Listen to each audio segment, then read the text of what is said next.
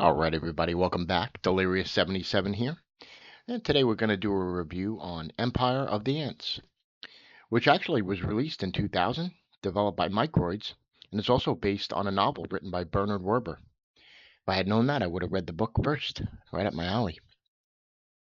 This newest version released again by Microids and Tower 5 using the Unreal Engine 5.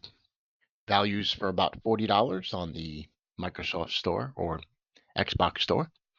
And gives a really amazing and unique perspective on what it's like through the eyes of an ant. So, for those who don't know, Empire of the Ants is an action based real time strategy.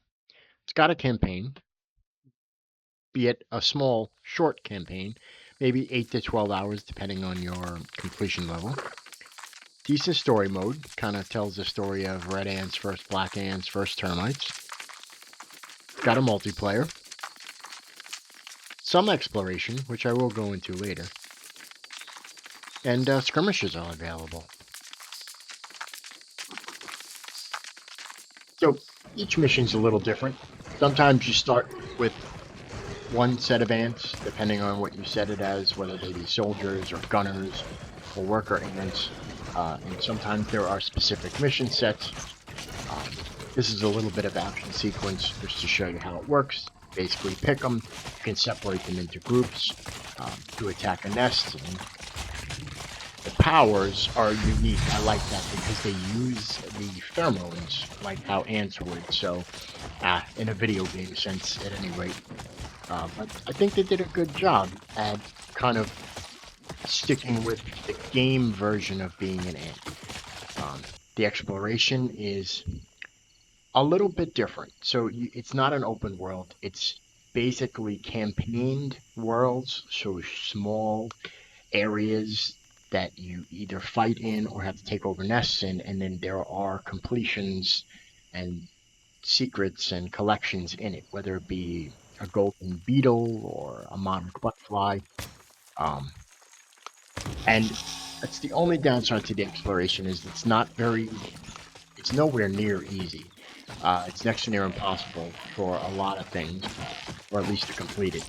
But it does make it fun to go around. So something like the snail here, that's a support creature, which basically gives them kind of like a shield when they're not in combat before they enter combat. Then they have aphids that also support health, and um, there's praying mantises, there's spiders, there's all kinds of really cool stuff. So when it comes to missions, you basically speak to an ant, you get a mission, you accept the mission, and it's basically set on a set of parameters, whether it's stealth mission or elimination or hunting mission or collecting or taking over bases. How you basically get more um, units is by taking over either a neutral base or an enemy base, and then that becomes yours. And you kind of upgrade while you're at the nest, and it's really interesting. I didn't have any video on that, but it's a very unique and different way to do it. Kind of like the upgrading system in any other strategy type game.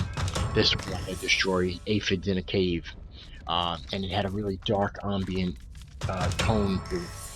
Um, and it really was well done. Like I said, I think there's always room for improvement, and considering the idea for this game came back from the 2000s and a book, they did a pretty good job of bringing it into the real world.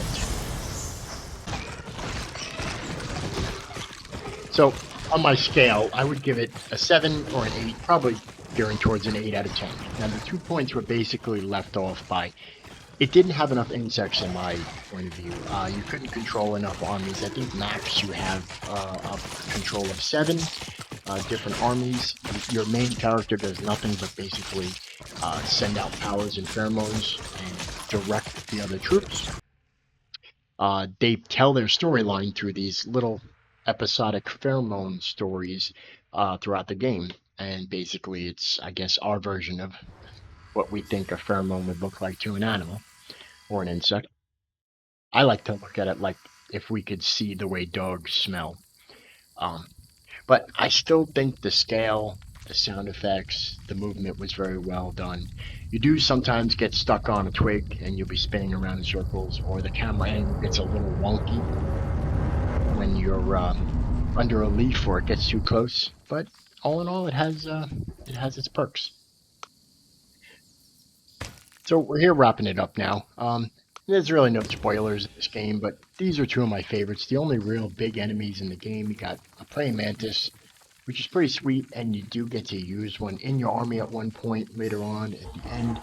And there's one of the spider. So, wrapping up my review of Empire of the Ants, I think it's a great game. I think that for people who love animals and insects and a different type of video game, this is a fun distraction and a nice story. I don't know how much more replay time I'll have on it. I might mess around with multiplayer a little.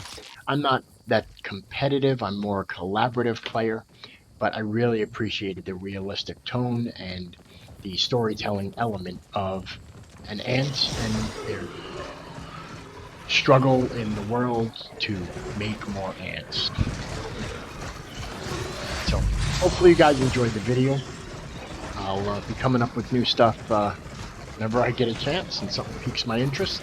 And maybe I'll check out Empire of the Ants and tell me what you think of it. And we'll catch you next time on the next Delirious 77 review.